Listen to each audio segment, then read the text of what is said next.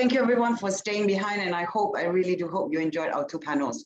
I found the idea of diverging systems interesting, but at the same time quite creating a level of uncertainty, obviously. And the beauty of technology is that it grows so fast and it develops so quickly that sometimes, you know, regulators and common folk like us all find it quite difficult to keep up.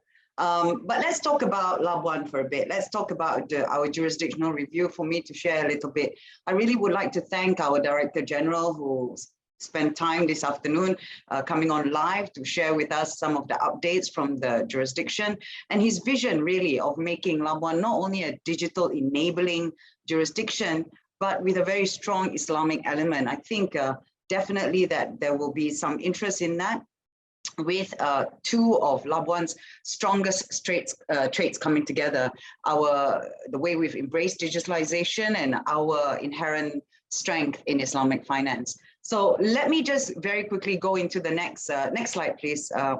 Yeah, let me very quickly introduce you to the jurisdiction if you're not already one of our many friends that we have all around the world. And so where is Labuan? This is obviously the first question that I always get asked when we talk about Labuan. So Labuan is part of Malaysia. It's federal territory under the Malaysian government, located off another island called Borneo in Sabah, Malaysia.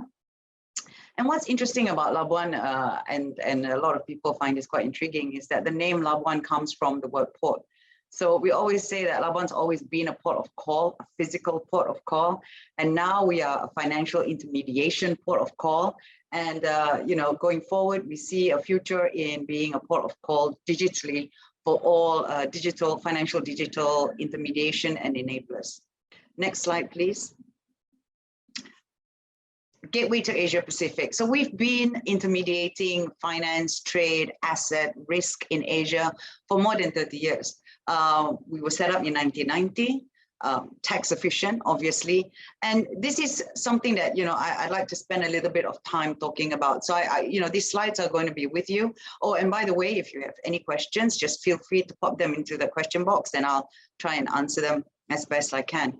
But what I'm going to do, because you're all going to get a copy of the slides, so I'm not going to go through every single bit of the slides, but I'm just going to highlight certain things that I think is worth talking to. So one of the things on this slide that's worth talking to is the fact that we're a mid-shore jurisdiction, right? So a lot of people say, why mid-shore?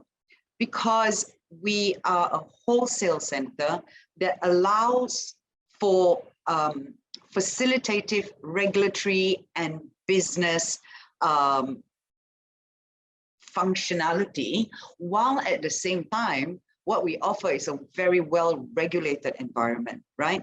So when you look at an onshore jurisdiction, what you're looking is at a jurisdiction that is bound by national rules, right? So it's a jurisdictional regulator, which is what Labuan Financial Services Authority is not, right? When you look at a pure offshore environment, you're looking at an environment where maybe some rules and transparency issues are not as ideal as they should be.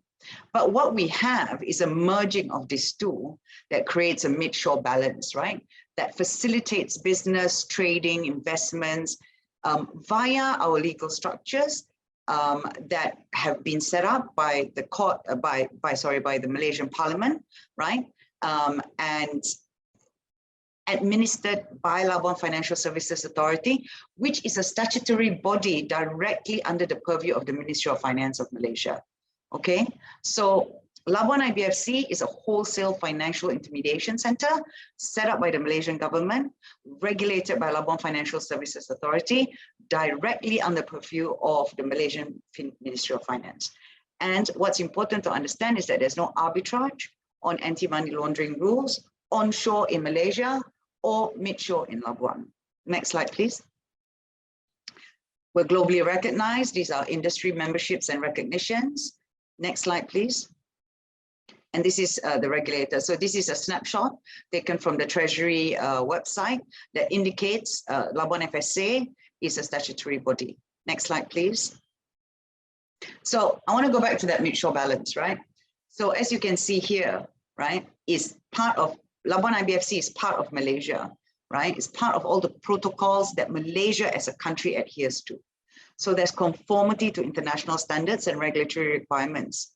And we put in place relevant exchange of information, right?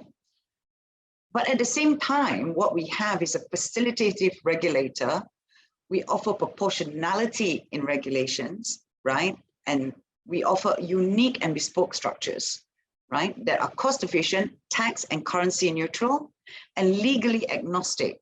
So what you have is, as I said earlier, an intermediation center that sits on top of a jurisdictional national financial center that acts almost like a clearinghouse and facilitates B2B financial interactions. Next slide, please.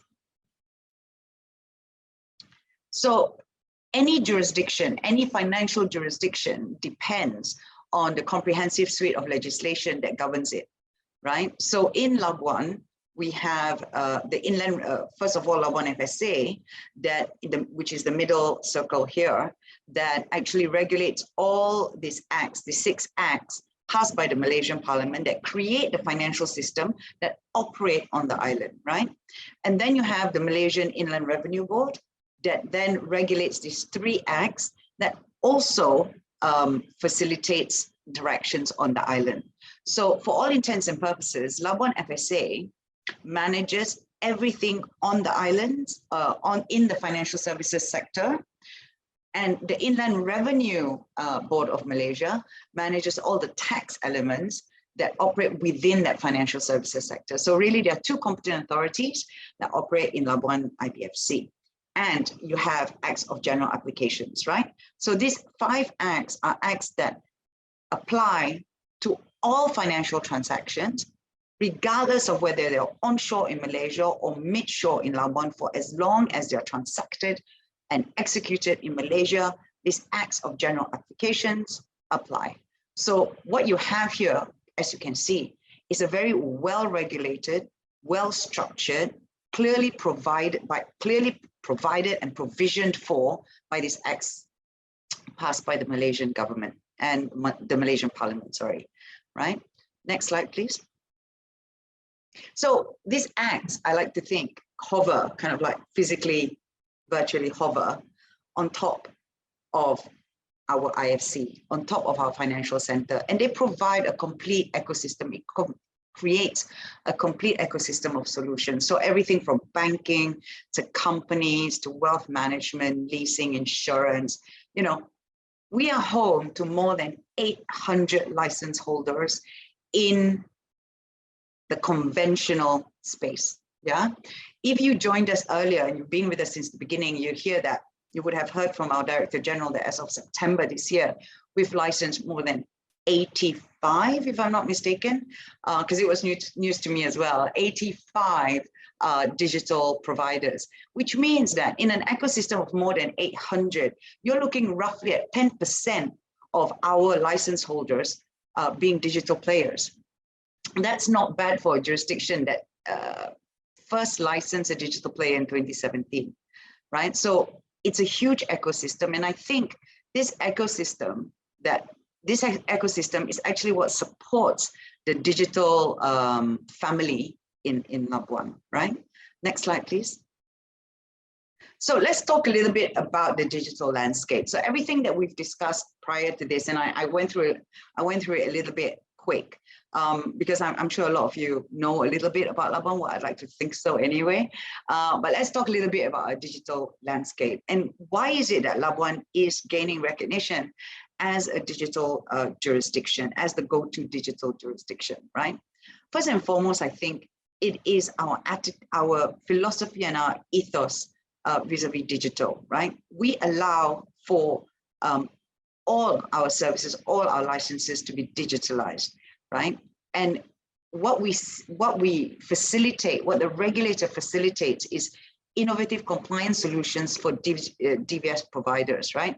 In the sense that each element of technology that's incorporated into the business plan will be assessed by the regulator based on merit. So what happens is that when you're licensed in Labuan, you're licensed live. You're not licensed in a sandbox.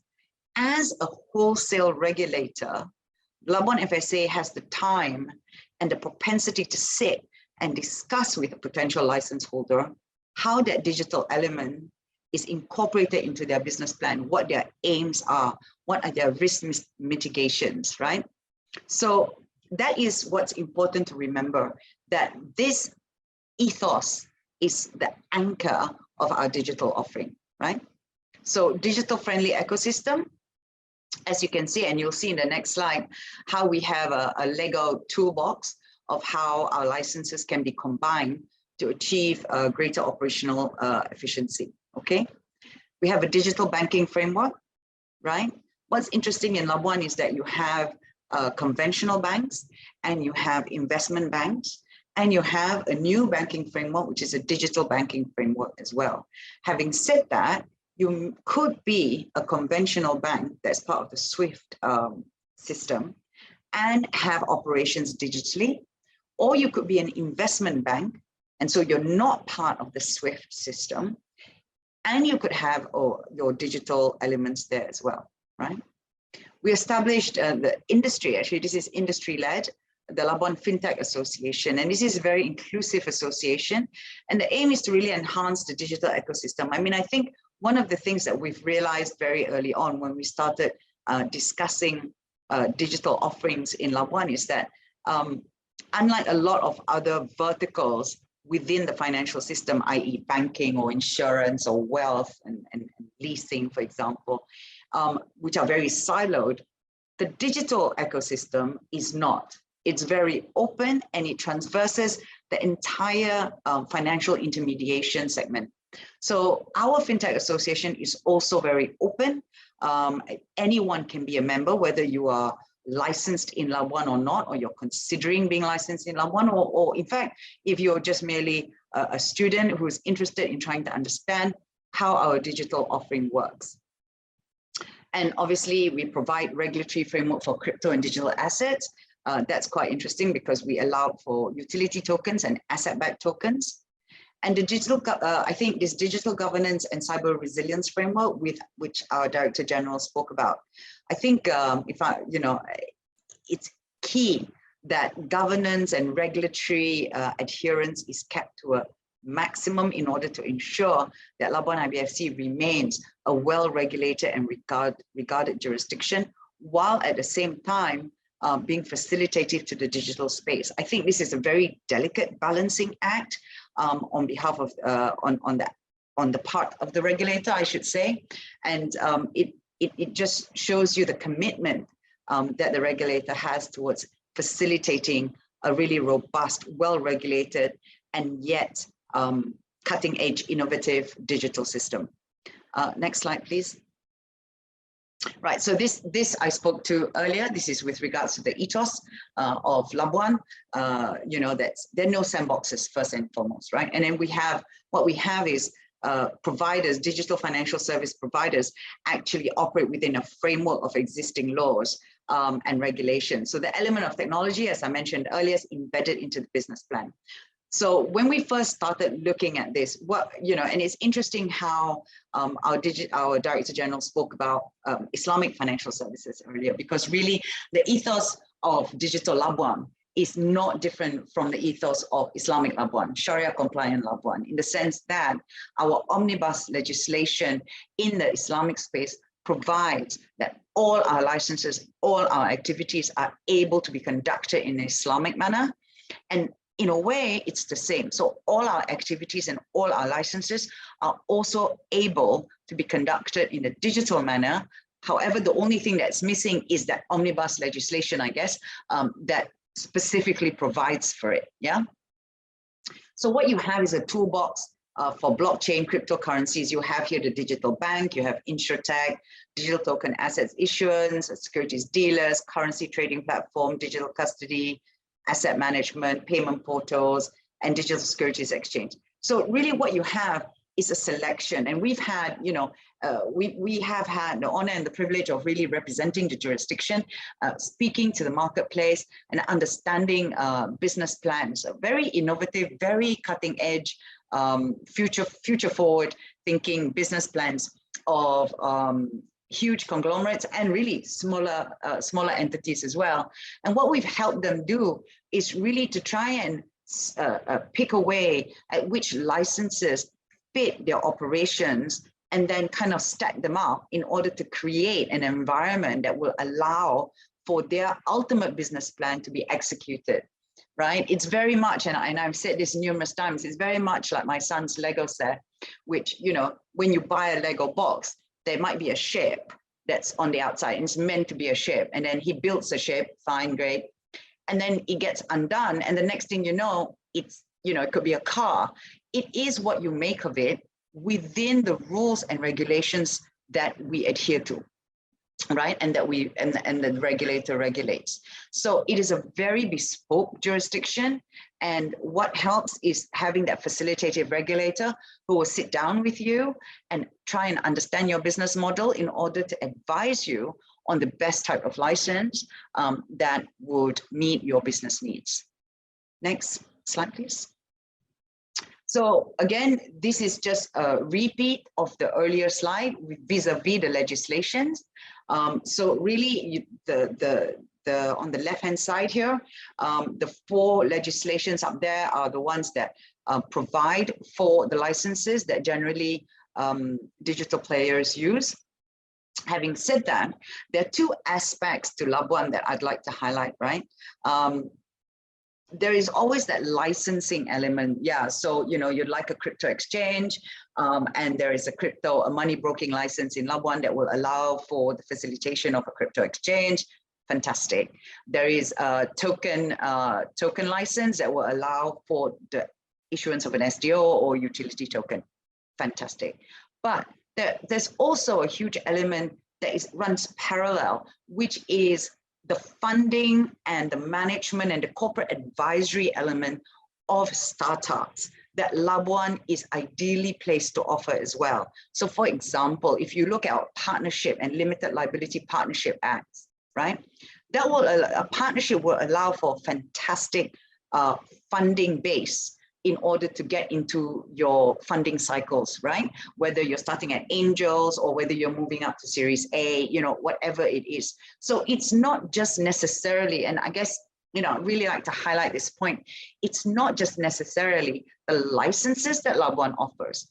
What is interesting as well is to understand that the corporate structures and the funding vehicles, for example, private funds with LPs, limited partners or general partners, also provide for the corporate or the funding element that is essential in order for a lot of these digital players to move up in their evolution, I guess, right? So I think that's something that needs to be highlighted.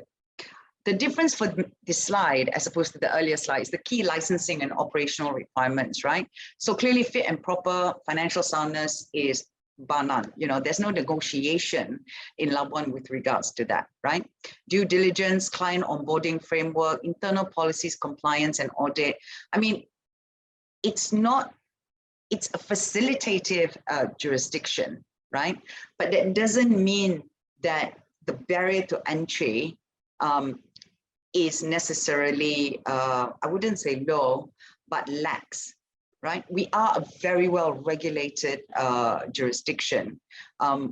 So it's important to understand that there will be a lot of questions from the regulator as you go through that licensing process, as you sit down with them and explain your business plan, and as your submission goes in, there will be a lot of discussion with the regulator in order to try and understand really where you stand, for you to be able to make sure and ensure that you meet the regulator's needs, right? So that's very important.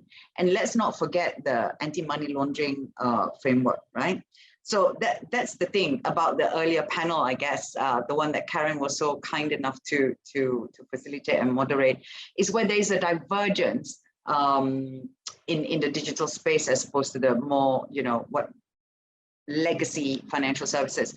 When there's a divergence, then, you know, it's harder, as it were, to regulate, right? Clearly, it's harder to understand. So, you know, personally, I hope that, there will be a coming together at some point in order for us to all benefit from digitalization. But yeah, the anti-money laundering framework and the terrorism framework, all that is important. It's very important, right?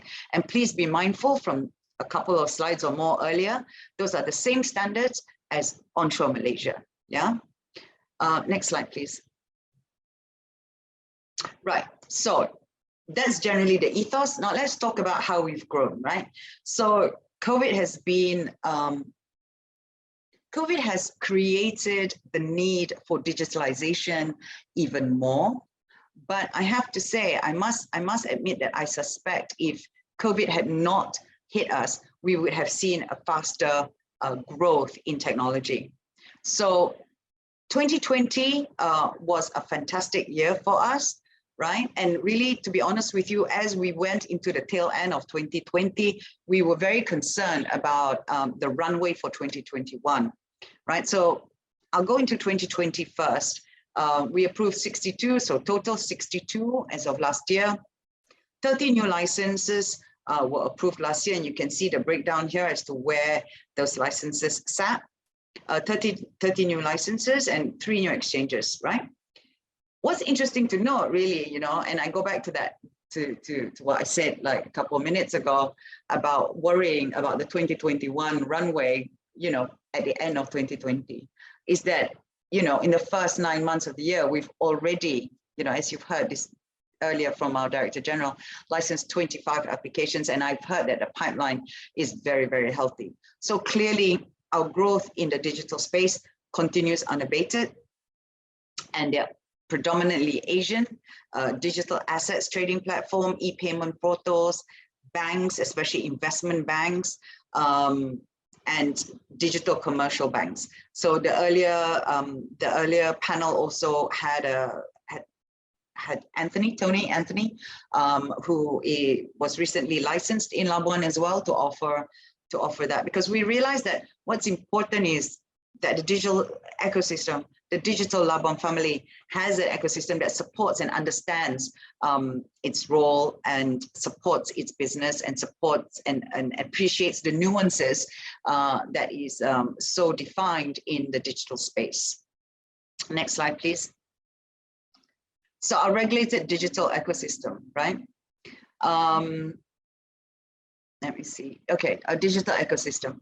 So one of the things that we did was we started looking at what is it that makes Labuan attractive as a jurisdiction, right? And clearly it's, our innovation. We have a progressive regulatory approach, and we're digital finance friendly. Our legal structures are extensive in order to allow for these digital players, processes and licenses, and really, the availability of that digital toolbox. So the intermediation piece, right? So you've got innovation and you've got your intermediation piece, the availability of that digital toolbox that allows players to operate in a live market environment, right? Coupled with business-friendly regulatory approach is key. And inclusion, I think one of the things that really personally for me anyway, that initially attracted me before I understood what a DLT was the idea that, digitalization was so fantastic, and it started in Africa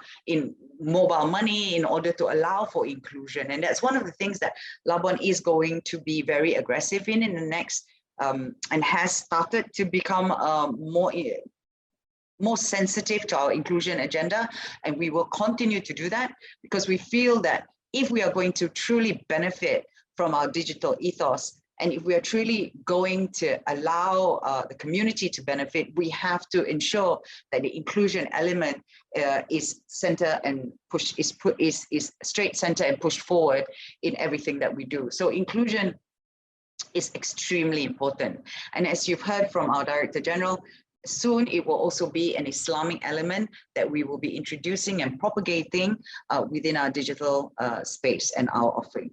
Our enablers is definitely our regulator, right? The professional service providers. I think if you listened in earlier to our DG speech, you'll hear that we have 65 70 financial service provider, corporate service providers, some of whom have started to really specialize in that digital space. And they're there, and the banks are there to facilitate. We've got digital banks as well. We've got auditors who understand that digital space as well. So what we're trying to do is really create an ecosystem. And that segues very nicely into the Labuan FinTech Association. So what you have is that FinTech Association that is trying to push out more information, create a very healthy, robust discussion, representing the players to the regulator, and really trying to uplift the level of information and the level of education vis-a-vis digital and FinTech on both on island and off island. Yeah. So what we're trying to do really is level the playing field between digital and legacy financial services, which is key to our objective of creating a financially inclusive, Asian marketplace. So it's what we are trying to do, right, is to embrace digitalization, because we know digitalization is the future, right? Yet at the same time, we understand that as legacy regulators, it is challenging. So what we try to do is bring industry in order for us to really have a very strong discussion, a very robust discussion with industry in order to facilitate the growth instead of hindering it, right? I think, at the end of the day, if we accept, that's half the battle, right? Battle being maybe a heavy word, but half the challenge is definitely in accepting that this is the way of the future. Next slide, please. So this is probably my last slide, actually. So why Labuan for digital financial services? We spoke about our pick and mix toolbox approach. The supportive regulatory regime is, I can tell you, bar none. Access to skilled talent in Malaysia, I think that's important to remember that as a financial center, we have full access to our Malaysian workforce. Currency neutral operating environment. I think one of the key things that has struck me personally is that the natural affiliation of digital financial services and its borderless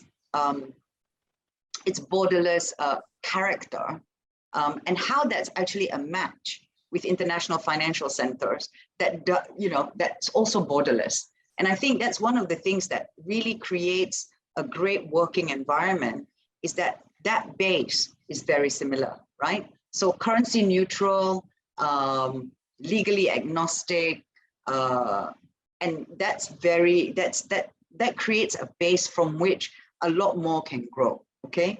Business-friendly tax laws, for sure. Well-developed infrastructure, Sharia-compliant digital options, as we said earlier. So all the solutions and all the structures in Labuan are not only are able to be offered digitally, they're also able to be Sharia version. So you have a digital Sharia version of all the solutions and the structures in Labuan.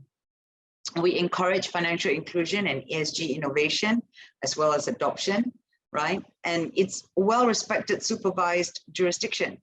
I mean, I think, as the digital industry sometimes looks towards jurisdictions that are facilitative, I think it's important to remember that, it's essential to be homed and to be housed in a jurisdiction that is well respected and supervised, and as the digital industry matures, I personally have seen this move towards regulation, licensing, and that is seen as a high watermark, and it should be.